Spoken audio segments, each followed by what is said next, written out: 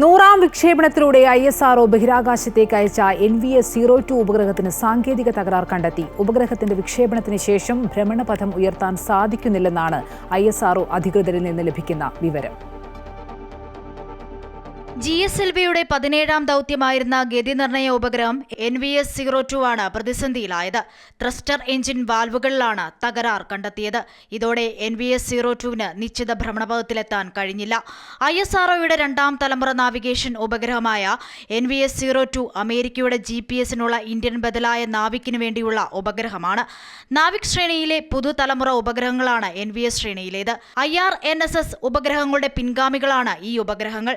ജനുവരി 29-നാണ് ശ്രീഹരിക്കോട്ടയിലെ Satheesh Dhawan space സെന്ററിൽ നിന്നും ISROയുടെ 100ാം വിക്ഷേപണം നടന്ന് 19 മിനിറ്റിൽ ഉപഗ്രഹത്തെ നിർണായക ഭ്രമണപഥത്തിലെത്തിച്ചു. 2250 കിലോഗ്രാം ഭാരമുള്ള ഉപഗ്രഹത്തെ 322.93 കിലോമീറ്റർ അകലെയുള്ള ഭ്രമണപഥത്തിൽ എത്തിക്കുകയായിരുന്നു ലക്ഷ്യം. ഉപഗ്രഹത്തെ രക്ഷിച്ചെടുക്കാനുള്ള തീവ്ര ശ്രമത്തിലാണ് ISRO. News desk, Amrita news.